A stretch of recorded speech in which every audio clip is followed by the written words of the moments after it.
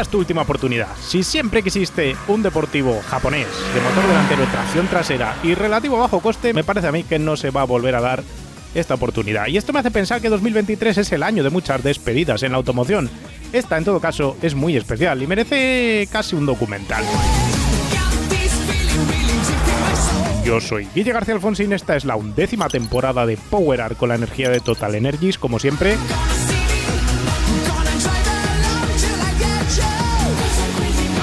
Y esta es la prueba del Toyota GR86 con el Touring Pack.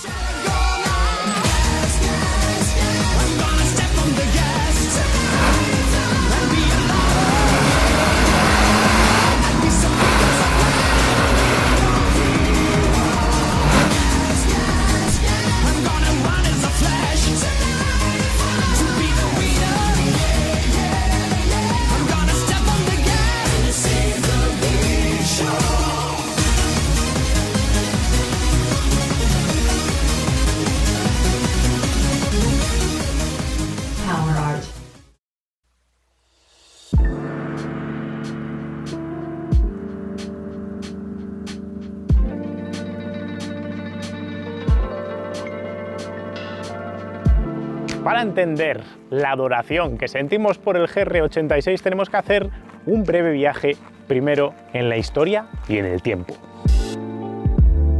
Entre 1986 y 1991, Japón se recalentó, en lo económico. El país del sol naciente pasó de estar en la ruina a finales de la Segunda Guerra Mundial a ser una potencia económica e industrial en cuestión de 3 décadas.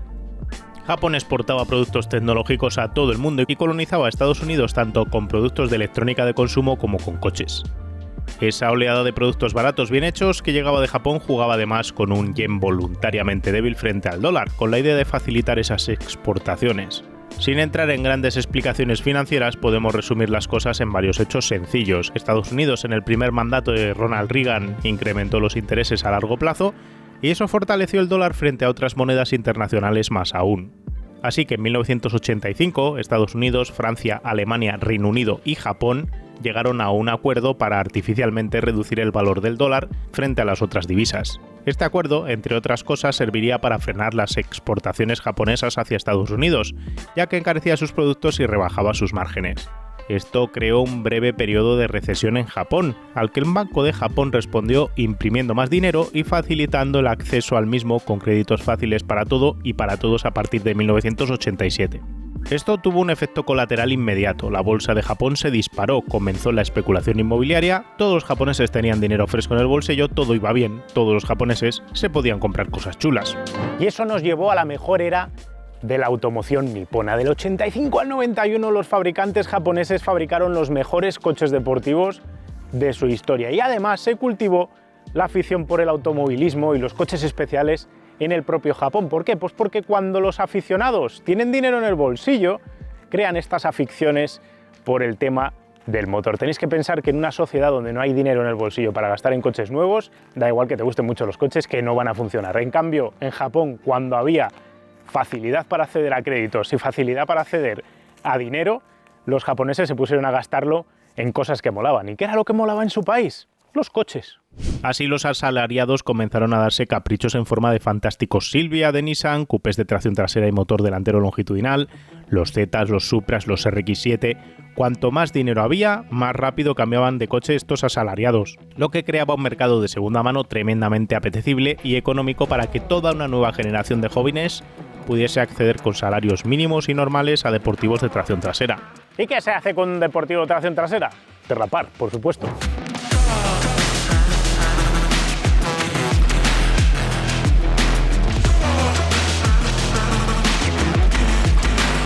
Toda la subcultura del drifting, que acabaría dando luz al campeonato de 1GP, arrancaría con todos estos aficionados reuniéndose por las noches para derrapar en las carreteras montañosas en casi cada esquina de Japón.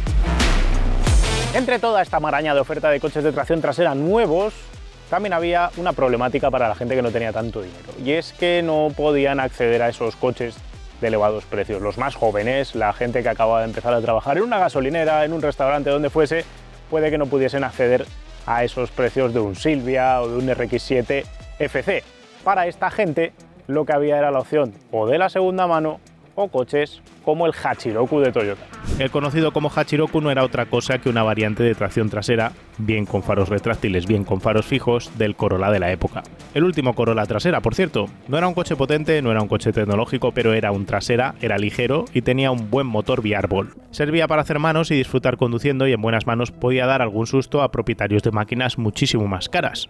Esta subcultura del derrape japonesa tuvo un protagonista que ahora conocemos como Drift King, que era Keiichi Tsuchiya. ¿Y que conducía Tsuchiya? Originalmente un Hachiroku, un AE86, y con él hacía sus pinitos, tanto derrapando y dando espectáculo a la gente que se agolpaba en las cunetas, como doblegando maquinaria mucho más cara y mucho más potente con ese humilde Toyota. Tsuchiya acabaría siendo piloto profesional, aunque no sin polémica, ya que publicaría un VHS en su momento haciendo el mal en la vía pública, lo que le valió sanciones por parte de la entidad federativa nipona. Toda esta historia no puede ser más japonesa y no hubiera llegado a Occidente de no haber sido por la publicación primero de un manga y después de un anime. La burbuja económica nipona reventó en el 91. En el proceso, los fabricantes japoneses tuvieron que dejar de crear máquinas deportivas de ensueño y firmas como Nissan acabarían prácticamente quebrando por toda aquella locura tecnológica. El poder adquisitivo medio se enfrió, los coches de ensueño dejaron de volar por todos lados, pero la afición ya estaba creada e iba a influir a todo el mundo. En 1995, Keiichi Tsuchiya lo que hacía era convertirse en un asesor para un manga que estaba dibujando, lo tengo que leer, Shuichi Shigeno, que se llamaba Inite Alde y que llegaba a los kioscos justo en ese 1995. El manga evolucionaría a una serie de animación en el 98 y para 1999 y para el año 2000 empezaría a influir en todo un colectivo de jóvenes occidentales que, como yo, descubrían gracias a plataformas como Edonki primero y Emule después la existencia de este contenido. Inite Alde junto a Gran Turismo en sus primeras dos versiones harían que el Hachiroku, el drifting y el mundo japo dejasen de ser desconocidos para toda una generación occidental, convirtiéndose en mitos. Toda esta sucesión de hechos, la llegada del anime vía torrent a los ordenadores occidentales, el lanzamiento de Gran Turismo de la Sony PlayStation justo en un momento en el que además teníamos ese anime, la llegada también a las grandes pantallas en el cine de Fast and Furious y todo el colectivo JDM que se movía en Estados Unidos. Todos esos pequeños elementos se juntaron en el tiempo y a principios de este siglo, a principios de los años 2000, cambiaban radicalmente la manera de entender los coches japo. Especialmente también en Europa y en España y en todo el mundillo occidental que nos obsesionábamos, una parte de la población automovilística, por comprar coches japoneses. Solo tenéis que ver mi ejemplo personal, donde mis primeros coches fueron consecutivamente todo japos, un Nissan 300ZX, un Silvia, un RX8, un MR2, nos habíamos vuelto todos locos en un momento en el que todavía eran baratos. Pero en todo ese panorama de principios de los 2000, ¿qué hacía Toyota? Nada. Saltamos ya al año 2004-2006, todo ese colectivo que se ha culturizado con ese anime y con esa subcultura que os he estado contando, japonesa, que llega a Occidente, de repente tiene dinero en el bolsillo. Estamos en una época de bonanza económica en España, hay mucho dinero, y eso ocasiona que modelos como el 350Z que acaba de lanzar Nissan en ese momento, el RX8 de Mazda, comiencen a venderse y matricularse pues como si fuesen pan caliente, básicamente, y eso llena las carreteras de gente a la que le gusta ese mundillo japo, tanto con coches nuevos como con coches viejos, porque los Silvias en ese momento no solo son más baratos de lo que cuestan ahora mismo, sino que además la gente, los jóvenes, tienen dinero para comprarlos, un gran diferencial con respecto a la actualidad. Toyota tiene un problema de identidad salvaje. Tras la explosión de una burbuja económica y tras cesar las ventas del Celica, se convierte en una máquina paria del automóvil. Un fabricante reconocido por fiabilidad, por productos lógicos, pero que Jeremy Clarkson calificaría como electrodoméstico, como lavadora blanca. Aquí esta historia se entrecruza con la que os conté en su momento con el GR Yaris. Akio Toyoda, bisnieto del fundador de Toyota, acaba siendo consejero delegado, presidente de Toyota en el año 2009, y eso va a cambiar radicalmente la compañía. Como aficionado al mundo de las cuatro ruedas que es, decide Akio Toyoda que Toyota tiene que reconectar con las bases, con los apasionados, e intuye que eso le devolverá valor a la firma. De esta decisión estratégica tenemos hoy la Toyota de los GR Yaris, GR Corolla, el GR Supra, del Lexus LFA y sí, del GR86. El GT86 fue hijo de todas estas decisiones de Toyota. Toyota quería que Toyota fuese una marca joven deportiva que ofreciese a los jóvenes un coche con el que iniciarse en la conducción deportiva, en los derrapes y todo lo demás. Justo por eso aprueba e impulsa este proyecto. La elección del nombre no era casual. 86 Hachiroku es el nombre comercial del coche. Era un guiño directo al Corolla trasera, mientras que la estética se decidía a conectar con un pequeño deportivo de motor boxer de la firma, el Toyota Sports 800. Así nacía el GT86, un coche que para hacerlo rentable Toyota no podía hacer una plataforma de cero para él ni un motor de cero, así que se asocia con Subaru, de la que tiene acciones, y toma una plataforma derivada de los productos como el Impreza y un motor también derivado de productos como el Impreza o el Legacy para crear ese deportivo de tracción trasera. El coche, lanzado en 2012, tras 2 años de anticipos conceptuales, tomaba algunas decisiones peculiares, como montar neumáticos de baja adherencia y carcasa muy blanda para dulcificar la respuesta y facilitar la conducción al límite de agarre sin necesidad de ir a velocidades elevadas. Estas decisiones a mí me causaron cierto grado de desilusión, un coche tan anticipado durante tantos años que cuando me puse a los mandos de él carecía de precisión y apoyo claro del tren delantero. Un problema que tenía que ver con que flexaba la carcasa del neumático delantero en fuertes apoyos, lo que, unido a estabilizadoras blandas y una altura de centro de balanceo delantero respecto al centro de gravedad bastante emparejada, hacía que el coche no fuese como a mí me gusta que vayan los coches, es decir, precisos y finos del tren delantero. Toyota acabó arreglando casi todas esas problemáticas que le encontré yo al coche con un restyling en el 2017 que ya acabó saliendo en Power Art. El coche llegaba con estabilizadoras más rígidas, con neumáticos deportivos de verdad, con una carcasa más rígida, el chasis se reforzaba en la parte delantera y todo esto se alineaba para dar por fin al coche un tren delantero digno con el que dirigirlo sin flotaciones, especialmente en curva rápida y en apoyo fuerte. El coche, las cosas como son, no fue un éxito comercial. La realidad es que en Europa estuvo vendiéndose a un ritmo de unas 1.400 unidades anuales. En Estados Unidos se quedó en unas 7.500. Todo esto que estamos hablando es siempre la misma historia. Hay muchas ganas, mucha demanda porque haya un coche de tracción trasera deportivo, pero luego el mercado no lo absorbe. Pero podemos decir que aunque no fue un éxito comercial, sí lo fue a nivel de marketing, porque fue el GT86 el que inició ese cambio de perspectiva para Toyota, para que la gente viese a Toyota con otros ojos. Dejó de ser una marca de frigoríficos de transporte y pasó a ser una marca deseable, que hacía productos que a la gente le gustaban. Los números no justificarían, por tanto, una nueva generación. Había quien los achacaba a la falta de potencia, a la falta de turbo, a 1000 razones, pero la razón de fondo más clara es una innegable. El mercado demanda otro tipo de coches aspiracionales y el cliente generalista prefiere un subdeportivo por delante de un coupé o incluso un compacto deportivo de precio equivalente.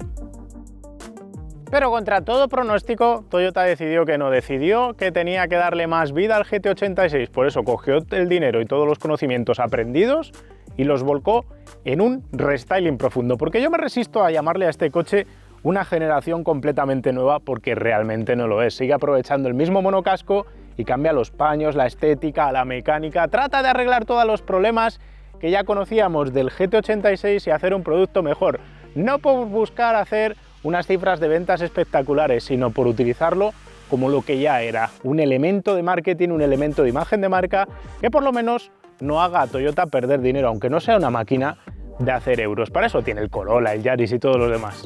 Así llegamos al GR86, un GT86 reimaginado con alto aprovechamiento de componentes y robots de producción, pero que sirve para estirar un poco más la vida de este coche antes de que haga falta un modelo completamente nuevo.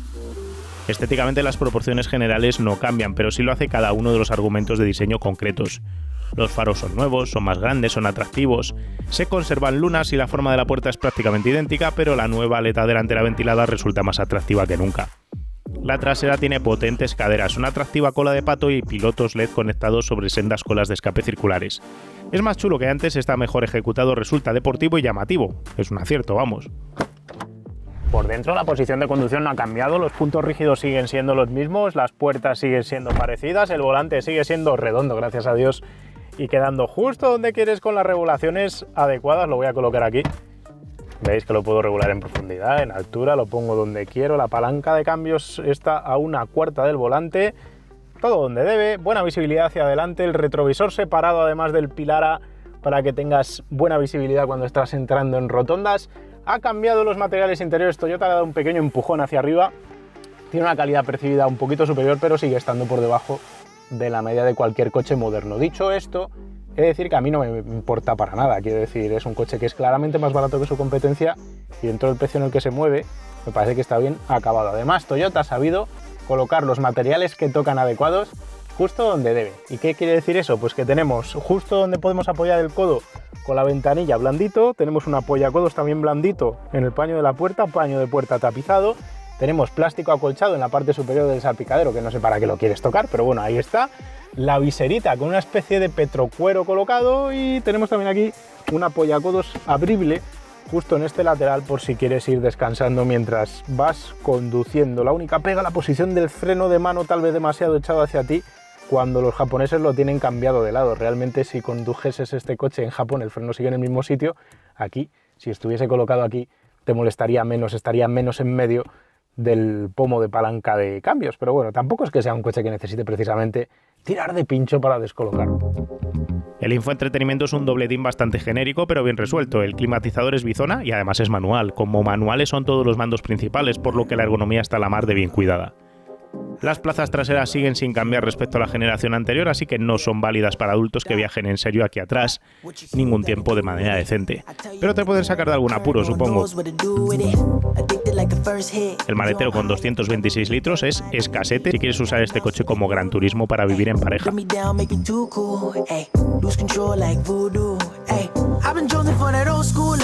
Y ahora vamos con la técnica. El GR86 evoluciona del bastidor del GT86, pero le incrementa la rigidez torsional hasta un 50%, con especial énfasis en rigidificar las zonas donde están las articulaciones de los brazos de suspensión. Es un hecho que la primera generación tenía flexiones en las punteras del chasis, y aunque en el restyling se mejoró esa zona, especialmente en la parte trasera, en los apoyos de los brazos, aquí se ha ido más allá en la parte delantera, incluyendo refuerzos diagonales para hacer que los puntos de articulación de los brazos de suspensión no se muevan de su sitio y se mantengan las geometrías que instala el fabricante cuando estás en apoyo fuerte. Dicho esto, las suspensiones siguen siendo McPherson delante sencillas, con brazos de chapa de acero estampada y manguetas de acero.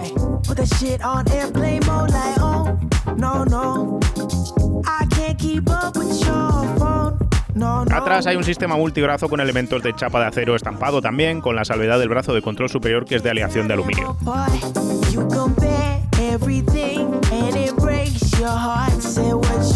La cremallera de dirección cambia y pasa a una relación de giro de 13,5:1. Es más rígida y tiene el motor de asistencia montado directamente sobre la columna. La anterior, la del GT86, era de 13,1:1, o sea que es ahora un poquitín más lenta, lo que unido al extra escasísimo de batalla que se le ha metido al coche hace que ahora el coche sea un pelín menos directo a los giros de la dirección, pero es prácticamente imperceptible. Los tarados de suspensión se han cambiado. Las estabilizadoras, que en el GT86 original eran de 16 milímetros delante y 14 detrás, con barra sólida en ambos ejes, se cambiaron en el restyling a 19 y 25 milímetros respectivamente, todavía con barras sólidas.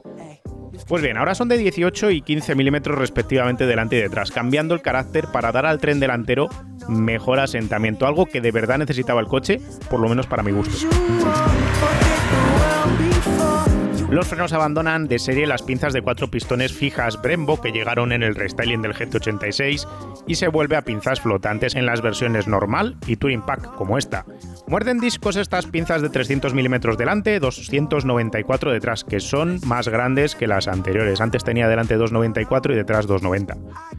Para este Touring Pack además se emplean pastillas Pagit, que como luego os comentaré, van genial. Si quieres algo más, a la hora de parar el coche tienes pinzas fijas en la versión con el pack de circuito. Hemos medido los muelles con unas constantes bastante conservadoras y también algo peculiares. Nos ha salido una cifra de 1,5 hercios delante y 1,63 detrás. Esto deja bastante margen para endurecer la suspensión y ayuda a que el coche se apoye más en las estabilizadoras en la inclinación lateral que en los muelles, lo cual deja que el coche se trague bien baches en apoyo y sea un coche relativamente confortable y sobre todo fiable si vas por carreteras rotas sin que vaya descomponiendo trazadas. Si vas a meter este coche en circuito, si estás buscando hacerte un GT86 circuitero, podrías meterle hasta un 60% extra de rigidez a ambos ejes, a ambos muelles, y aún estarías dentro de un margen aceptable de conducción. Eso sí, te cargarías la capacidad de fluir y de notar lo que está haciendo el coche a través de sus movimientos. El reparto de pesos ha resultado curioso. Toyota afirma en su nota de prensa que el coche tiene un 53% de sus kilos delante y un 47% detrás. Entendemos que con el conductor montado. Sin conductor a nosotros nos ha resultado un 57% del peso delante, un 43% detrás, con un morro pesadete respecto a la trasera. Eso sí, cuando computas el peso de un conductor de 75 u 80 kilos, sí que te vas a un 54-46 de reparto de pesos, a un 1% solo de lo declarado por Toyota. Lateralmente hablando, es un coche que está bien equilibrado, también diagonalmente. El peso total es de 1.260 kilos sin conductor, por lo que si metemos los 75 kilos de rigor homologativo más algún litro extra de combustible, llegamos a los exactos 1.339 declarados en la ficha de homologación. Como no podía ser de otra manera, por otro lado.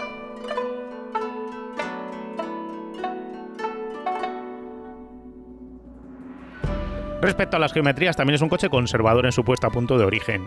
La caída delantera ronda el 1/4 de grado escaso, aunque esta unidad estaba algo fuera de cota, dejando mucho espacio para ganar caída si quieres un tren delantero que todavía entre mejor. El avance con 5,70 grados es aceptable, mientras que la unidad de prensa que nos dejaron estaba abierta a 0,40 grados, lo cual justifica en parte la buena entrada del tren delantero en curva, pero me hace dudar que sea representativa de las unidades que te entregan en el concesionario, que seguramente vayan a 0 o directamente cerradas en estático. Detrás, la caída también es escasa, con 1,5 grados en una de las dos ruedas, la otra que se iba a 1,15 grados, algo fuera de cota. Eso sí, sin el conductor montado. La alineación de la convergencia aquí estaba prácticamente a 0, aunque seguramente el reglaje de concesionario también sea más cerrado de lo que hemos visto en este coche. Con todo, lo más llamativo del chasis es ver el cambio de rigidez al balanceo llevado hacia el eje delantero, lo cual, sumado al uso de carcasas rígidas en los neumáticos pilotes por de Michelin respecto a las Primacy, hacen que este coche cure esa problemática que os comentaba, de un tren delantero algo vago del GT86 y pasa a ser un coche más directo del tren delantero, algo que vamos a comprobar justo cuando lo conduzcamos. El motor es de nuevo un boxer de 4 cilindros con inyección directa de gasolina, todo en aluminio, pero esta vez ha cambiado para ser más motor. Cubica 2,4 litros, ofrece 234 caballos a 7.000 vueltas con un par máximo de 250 Nm a 3.700, lo que ya nos habla de que hay más ancho de banda a la hora de usar la potencia. El motor está suspendido sobre nuevos bujes de aluminio rellenos de líquido para borrar vibraciones, pero permitir una respuesta más inmediata al gas, que se va a notar. La potencia viaja a las ruedas traseras a través de una actualizada caja de cambios de 6 relaciones con aceite de menor viscosidad y sincronizadores actualizados. Todo pasa por un diferencial trasero Torsen antes de llegar a las ruedas traseras.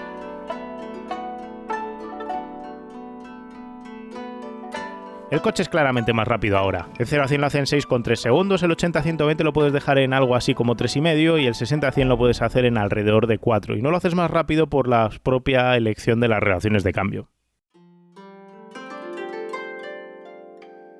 Toyota ha optado por una caja de 6 relaciones donde la sexta es de puro desahogo y las dos primeras marchas no están del todo cerradas entre sí, con mucho salto de primera a segunda y poco de segunda a tercera en cuanto a revoluciones.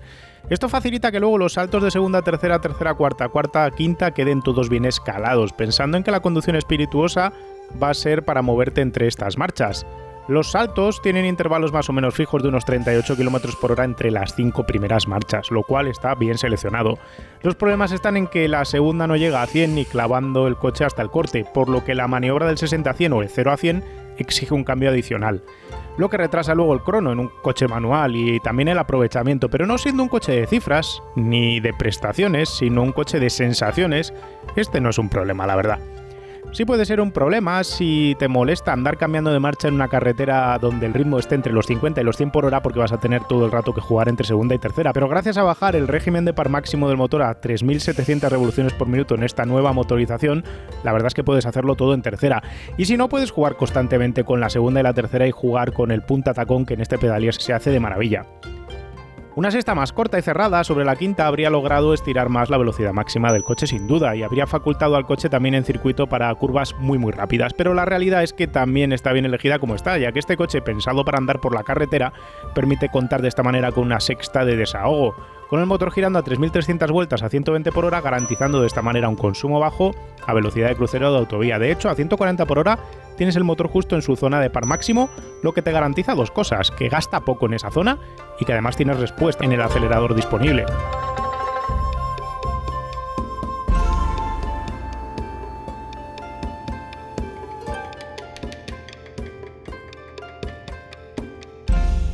Power Art.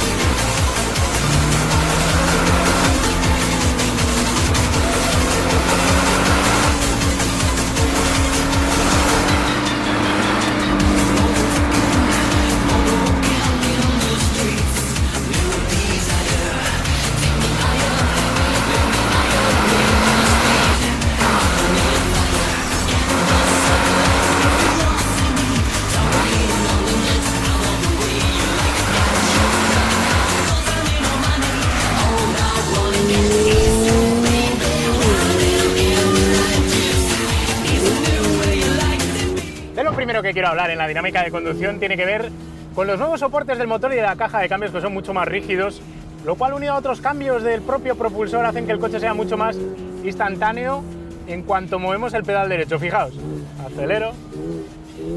¿Veis? ¿Veis lo que hace mi cabeza, que parece la cabeza de un pelele? Eso que parece baladí es algo que siempre os cuento que es tremendamente importante, que es el tiempo de respuesta entre lo que le pides con el pedal derecho y lo que consigues por parte del coche. Cuanto más directo sea el coche a lo que le pedimos con el pedal derecho, tanto en retención como en aceleración, más fácil es mandar kilos del eje trasero al eje delantero o del eje delantero al eje trasero. Y eso es vital a la hora de controlar el coche de manera intuitiva, porque de esa manera podemos hacer que gire más mandando kilos hacia adelante, ahuecando el acelerador, lo cual puede ayudarte a cerrar trezadas o a entrar en los frenos y hacer que el coche pegue ahí ese giro rápido y empiece la sobrerotación en la entrada de la curva, o enviar kilos atrás acelerando de golpe, lo cual va a incrementar el agarre del tren trasero y lo va a sentar atrás, o directamente lo va a poner a derrapar y a rotar si estás en medio del apoyo. Ese cambio de los bujes del motor, ese cambio de todos los soportes de la caja de cambios son auténtica obra y arte para que el coche se note mucho más inmediato y también un poquito más incómodo, hay que decirlo, porque también a la hora de montar ese tipo de soportes más toscos haces que el coche también sea un poquito más crítico si te equivocas, si andas cambiando carga de acelerador de manera brutal, de manera descontrolada. Este coche te pide actuar con el pie derecho de manera suave y precisa. El segundo factor clave es la dirección, que ya era buena y aquí mejora un poquito más. Es rápida, es precisa y tiene buen autocentrado. Solo he hecho en falta un pelo más de información, tal vez, pero no va escasa frente a la competencia. Me gusta más en este sentido que la de un Serie 2 Coupé de BMW por capacidad de ofrecerte información feeling del contacto de las ruedas con el asfalto. Y es que el BMW va más filtrado.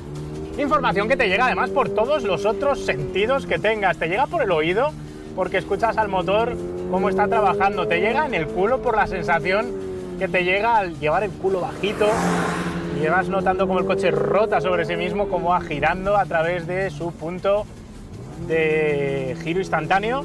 También notas la inclinación de la carrocería a medida que vas trabajando con el volante y además vas notando cómo se inclina de manera distinta el eje delantero y el eje trasero en función de cuántos kilos tengas en cada uno de los dos ejes, en función de la posición del pedal derecho vas a hacer que se incline más el eje delantero o el eje trasero, y eso te va a permitir vislumbrar, intuir, percibir cuándo estás trabajando el neumático delantero, cuándo estás trabajando la huella del neumático trasero, cuándo hay irregularidades en el asfalto. Lees lo que hace la máquina sobre el suelo y te conecta con ello, y esa es la clave de cualquier buen coche deportivo y la clave también de pasárselo bien en carretera abierta sin necesidad de ir a velocidades ilegales ni cometer ningún tipo de troperías. Al final es esa comunión perfecta entre asfalto, coche, conductor, todos unidos al unísono, sintiendo cada uno lo que tiene que aportar y haciéndote fluir.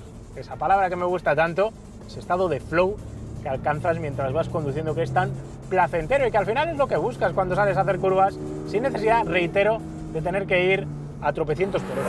Esta unidad, montada con piloto Sport 4S, carece de la flexibilidad fea de la carcasa de otros neumáticos montados en otras variantes y ocasiones, lo que, unido a un chasis claramente más rígido en la articulación de la suspensión delantera, una mejor elección de geometrías y altura del centro de balanceo y trabajo de la estabilizadora, hacen que tanto en curva rápida como en curva lenta el tren delantero te transpire más confianza y precisión.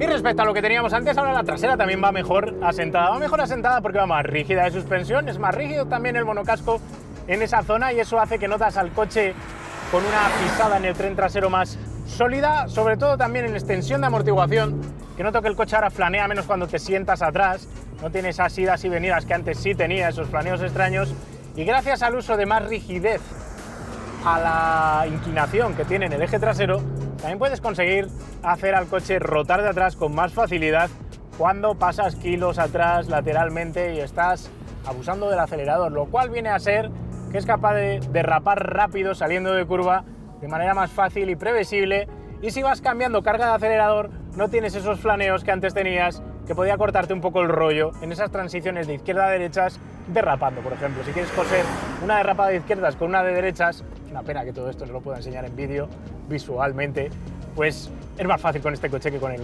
GT86 que le precede. Como hay además más motor durante más tiempo de cuentavueltas, ya no es tan crítico tener al motor en su momento dulce para descolgar la trasera en las 2 o 3 primeras marchas a base de descargar acelerador. Tienes ahora un poquito más de margen. GR86 os permite descolgar la trasera tanto entrando en los frenos y dando golpe seco de volante, como hacerlo a mitad de apoyo levantando el hilo de gas, más de hecho de lo que lo hacía el GT86, y gracias a tener más par y algo más de rigidez en la trasera, te permite salir de lado con más facilidad, incluso un poquito más rápido. En todo caso tenéis unos cuantos vídeos por ahí publicados como el de Dani Cuadrado, donde podéis ver el coche de lado. Lo que no hay es un chorro de potencia inacabable. Este coche no es un coche de esos de derrapadas de 100 y pico por hora larguísimas como las que hacíamos con el M240 de BMW, sino que es un coche más de oportunidad. En seco, en asfalto seco, con las Pilot Sport 4S, lo que te encuentras es salida de curvas lentas con posibilidad de derrape redondo por potencia, y en curva rápida puedes provocar ese derrape si lo inicias en la entrada de la curva o a mitad de la curva cambiando la carga de acelerador y lo prolongas con el acelerador, pero no vas a ser capaz de mantener las ruedas patinando ad eternum toda una curva triple como las que tenemos en PTC Escuela, donde hacíamos lo que hacíamos con el M240. Este coche no es de ese estilo, es más al estilo de los 220i, donde se acaba acabando ese derrape por pura falta de más chicha. Tampoco creo que la necesite, sinceramente. Tiene la cantidad de potencia justa y exacta. Recuerdo hablar del motor anterior como un motor escaso, especialmente en par, y más crítico porque había que trabajar más la parte alta del cuentavueltas. Ahora este motor a mí me parece sencillamente perfecto, que le calza como un guante al espíritu del coche, porque tienes potencia abajo, tienes par suficiente desde 4.000 y pico revoluciones por minuto y puedes estirarlo hasta más allá de 7.000, lo cual le da un ancho de banda más que suficiente para poder jugar, aunque te equivoques, con la caja de cambios y no tienes una situación tan crítica que solo puedes encontrar potencia en la parte alta. Buen trabajo aquí por parte de Toyota. En mojado o en baja adherencia la historia es distinta, el coche es bastante más juguetón. En todo caso, me ha encantado el balance conseguido, la sensación absoluta de control que te da, la confianza que, ahora sí por fin, te da el tren delantero y esa sensación innata de coche escuela de buenas manos. Además, puedes desactivar las ayudas total o parcialmente para jugar con o sin red de seguridad a tu gusto y a tu ritmo, sin ser nunca un coche de esos que te dé miedo utilizar, cosa que no podemos decir igualmente, por ejemplo, del GR Supra, que es mucho más bruto. La elección de muelles y amortiguadores, acompañada por esa de estabilizadoras más rígidas y monocasco más rígido, me parece sencillamente perfecta. No le pondría a este coche una suspensión nada más dura. Quitaros de la mente si tenéis esa idea. No creo que le haga falta. Es un coche que va bien apoyado, bien asentado, es capaz de tragarse baches en apoyo gordos sin romperte la trazada, sin que os vaya a desplazar lateralmente. Obviamente es algo seguidor si el asfalto está mal, especialmente en rectas por uso de estabilizadoras rígidas, que al final es un efecto colateral típico de montar estabilizadoras rígidas, pero por todo lo demás no cabecea, no balancea, se apoya bien por altura de centro de balanceo versus la altura del centro de gravedad, que es bajita. Me parece que está todo bien pensadito. No le pondría ni amortiguadores más duros en extensión, que es normalmente lo que suelo yo pedir. Me parece que está perfectamente elegida la suspensión, ya os digo, para pasar un buen rato en una carretera de curvas en carretera abierta. Pastillas de freno Pagid funcionan muy bien junto con los frenos de serie. Buena mordida, buena modularidad. Me gusta mucho el pedal, que va durito y te permite metrarlo y hacer frenada regresiva. El pedalier me parece que es maravilloso para hacer punta tacón. Me he enamorado de este coche haciendo punta tacón. La caja de cambios no me termina de convencer tanto como el resto de elementos del coche. Me gusta más la de un Honda o la de un Mazda, porque los enclavamientos son muy de Subaru.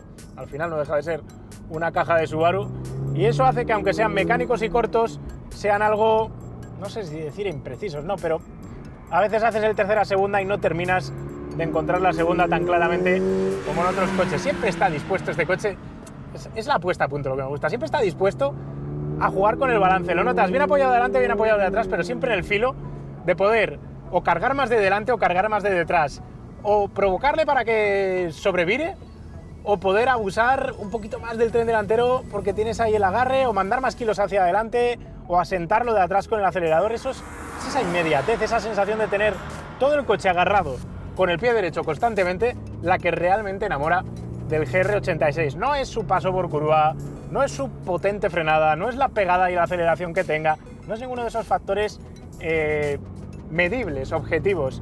Es la sensación que te genera a la hora de conducirlo. Es un coche de sensaciones que llegan antes, por ejemplo, que con el GR Yaris, que que tenías que ir mucho más mangado, mucho más rápido, para poder empezar a notar cómo trabajaban los diferenciales Torsen, delantero y trasero. No es un coche ultra efectivo de esos que vas vendido, tampoco es un GT como el 370Z de Nissan, con muchos kilos y pesado y con un tren delantero que parecía que lo estabas abusando todo el rato y luego con más salvajada al estilo de un Mustang. Aquí tienes esa puesta a punto delicada para poder tener ese control y fluir siempre presente.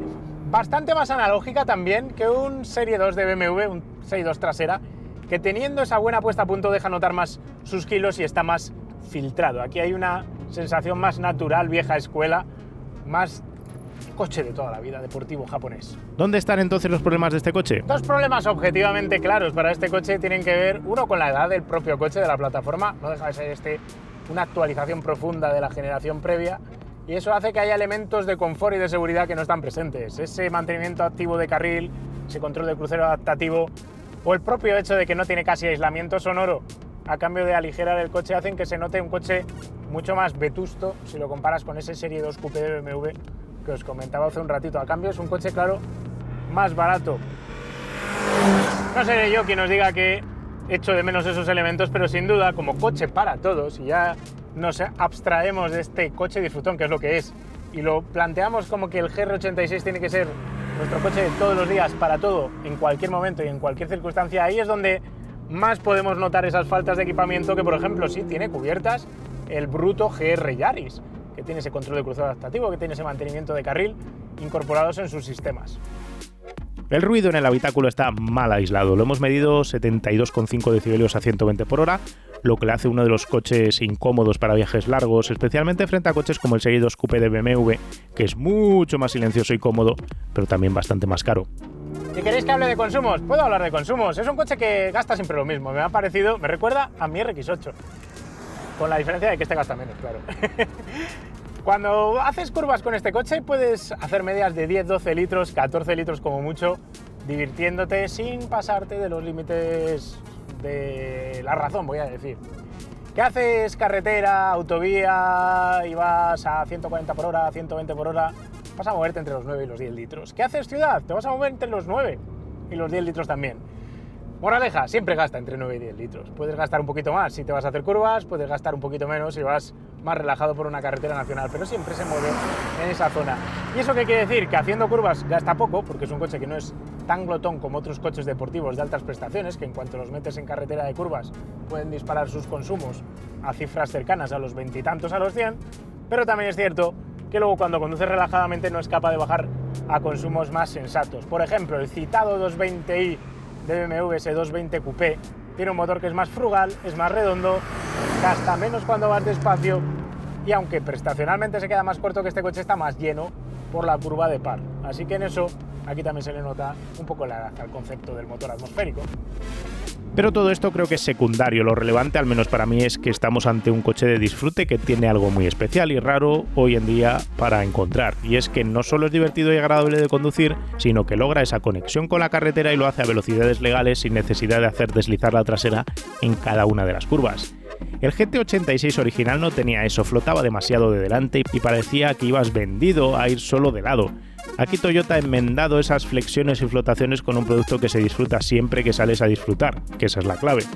Solo el Miata probablemente pueda ofrecer algo equivalente en su rango de precio. En todo caso, todo esto que os estoy contando es con estos pilotes por 4S, este coche con llanta original de 17, y los Primacy que lleva en la versión de acceso probablemente no copie esta puesta a punto del tren delantero, solo por la flexibilidad de la carcasa del neumático.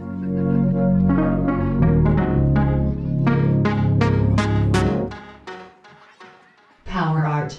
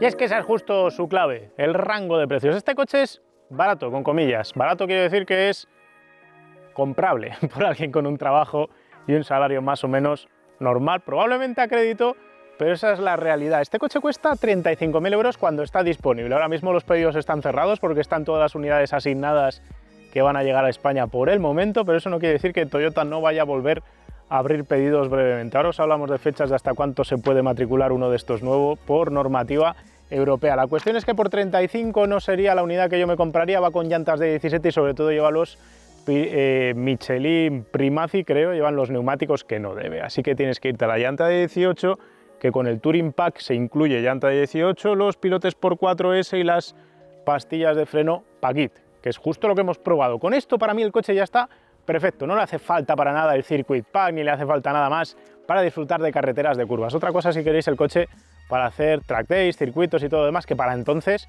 sí que me parece que puede ser adecuado el otro kit que se ofrece. Así las cosas, este pack que lleva este coche colocado cuesta 3.500 euros adicionales, así que os estáis yendo a 38.500 euros a cambio de un coche que es lo más fidedigno, podríamos decir, a lo que representaban los Silvias o los RX8 o los RX7 FC o no sé, cualquier coche japonés que te hubieras podido comprar un par de décadas atrás. De hecho, a nivel de precio, este coche es más barato en proporción de lo que en su día era pues un RX8, por citaros algo. Así que me parece que está colocado de manera competitiva, más si ves cómo está el resto de precios de coches de cualquier tipología en el mercado. Y es que un T-Roc, por ejemplo, de Volkswagen, ya cuesta más dinero que este coche. El Miata de 184 caballos se parece, igual por igual con equipamientos de base, ambos están en los 35.000 euros, pero el GR86 requiere sí o sí el Touring Pack. Aún así, el GR86 es un coche claramente más rígido de chasis, claramente más rápido por motor y más inmediato y directo de respuesta que el Mazda.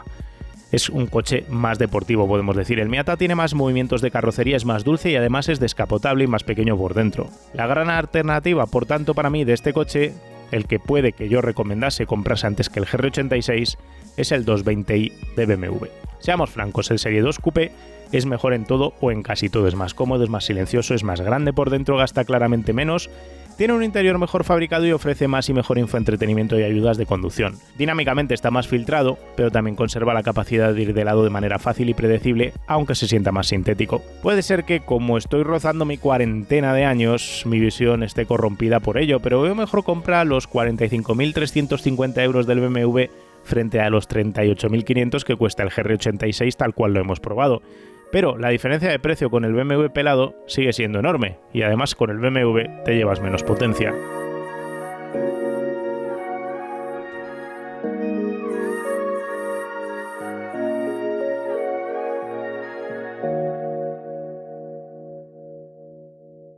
El Guille de 2006, el Guille de 23 años, sin duda os diría otra cosa, os diría que se compraría este coche antes que ese Serie 2 Coupé, ese 220i.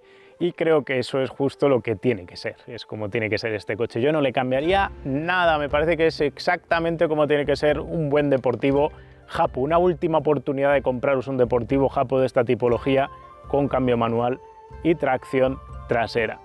Es más, os voy a decir que por el mismo dinero de este coche, si os pudieseis comprar un GR Yaris, un Golf R, un Golf GTI, un i20N, un i30N, un Megane RS, incluso un Civic Type R, que es más caro.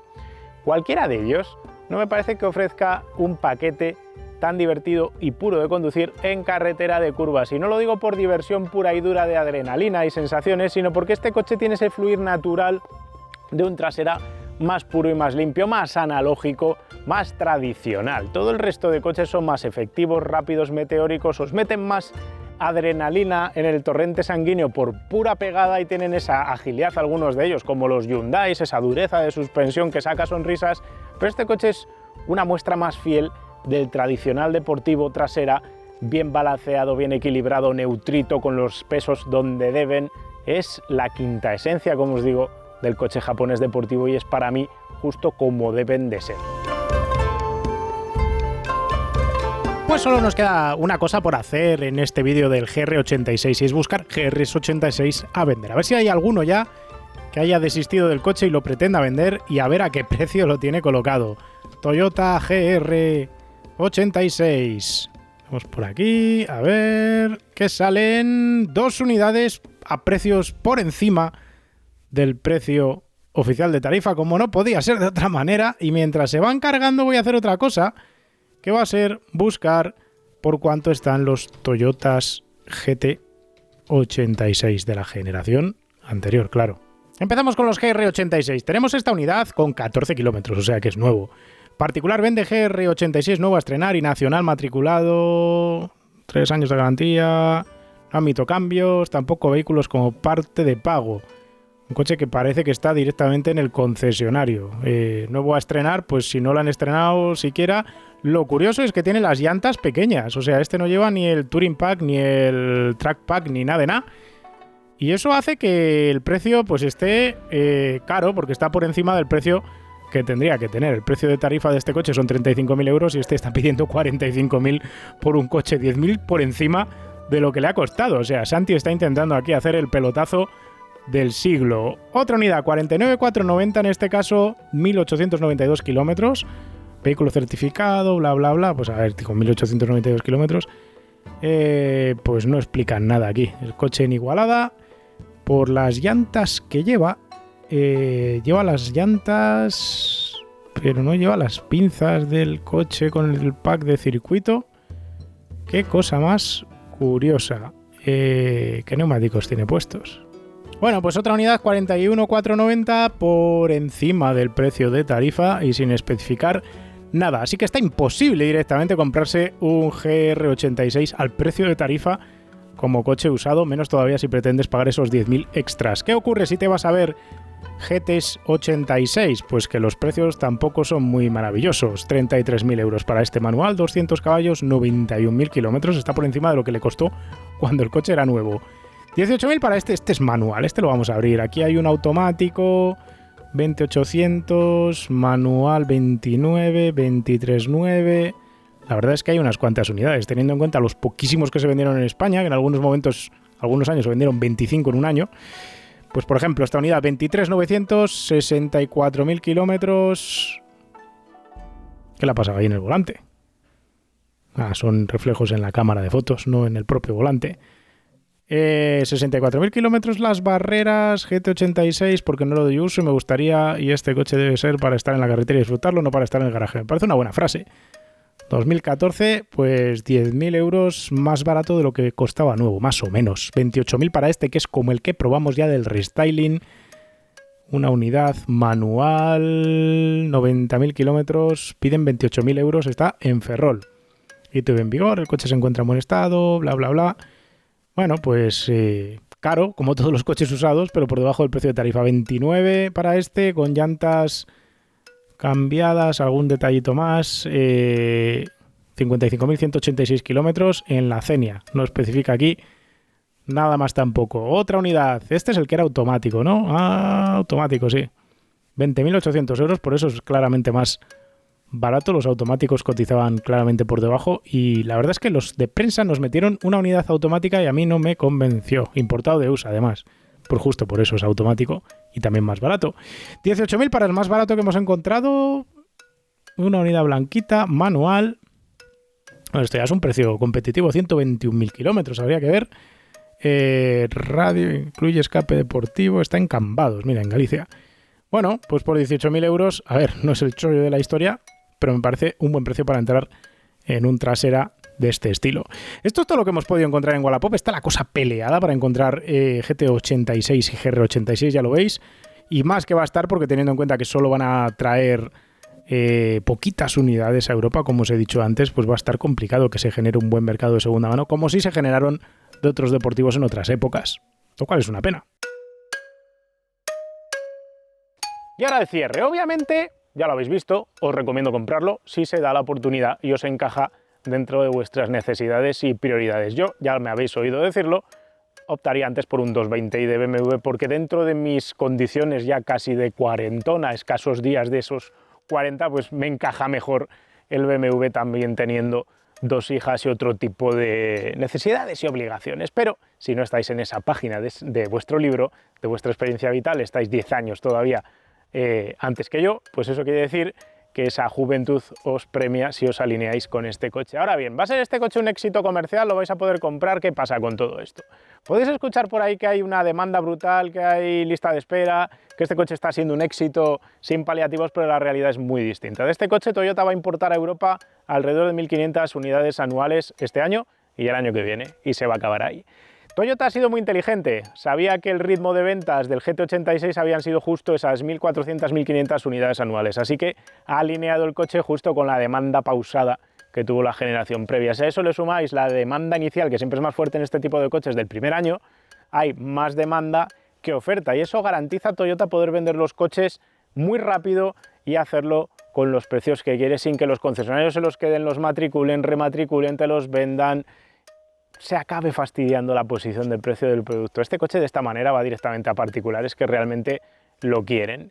Dicho esto, este coche en julio del año que viene, 2024, ya no se va a poder matricular como coche nuevo, porque carece del sistema de guiado y centrado en las líneas del carril, algo que es obligatorio para todo coche nuevo matriculado a partir de ese julio de 2024. De hecho, este coche se aprovecha de que en 2022, hasta julio de 2022, se podían hacer todavía homologaciones de coches sin ese sistema de asistencia. Desde julio de 2022 ya no se puede homologar y a partir de julio de 2024 no se pueden matricular. Así que ahí morirá el GR86 conocido actualmente y veremos si Toyota se anima a sacar otro deportivo tracción trasera que ya cumpla todas las normativas vigentes en la Unión Europea, aunque parece complicado que lo vaya a poder hacer con la misma tarifa de precios y con un motor de combustión atmosférico con cambio manual. Pero eso ya será otra página de otro libro, hablando de libros como hablaba antes en cuanto a experiencias vitales, y sea otra historia que seguro que os acabamos contando en PowerArt. Pero mientras llega eso, a mí solo me queda decir que es un buen momento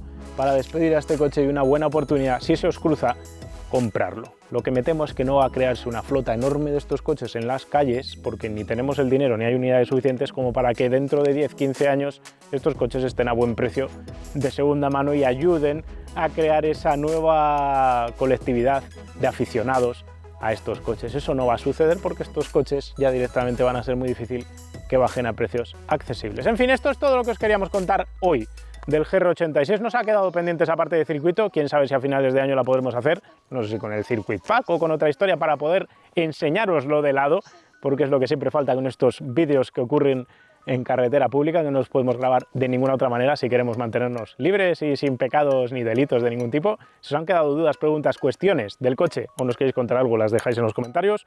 Un me gusta siempre nos ayuda y compartir el vídeo por ahí también nos ayuda a seguir creciendo. Nos vemos pronto con otro vídeo de otro coche. Un saludo. ¡Hey! ¿Te gusta PowerArt? Normalmente en este cachito final os contaba que podíais comprar merchandising, pero lo habéis comprado todo y no queda nada. Estamos trabajando ya con Kimoa para hacer gorras nuevas, pero mientras llegan, recuerda, puedes ayudarnos a seguir creciendo haciéndote mecenas del canal. Los mecenas que nos apoyan tienen acceso directo a nuestro Telegram privado, que compartimos con los propietarios que han salido en la sección de usados hiperinteresante, y organizamos para ellos encuentros y visitas privadas como la que hemos tenido en el Autódromo Terramar hace pocas semanas o la que organizamos en el Museo Motos Made in Spain en Alcalá de Henares a principios de año. Además, toda esta gente que está metida en el Telegram siempre puede saber antes que nadie lo que vamos a grabar y preguntarnos directamente lo que le venga en gana. Si te apuntas ahora, todavía puedes llegar a la visita que hemos organizado para el mes de octubre en el Museo del Automóvil de Málaga, el que visitamos cuando grabamos el Tatra.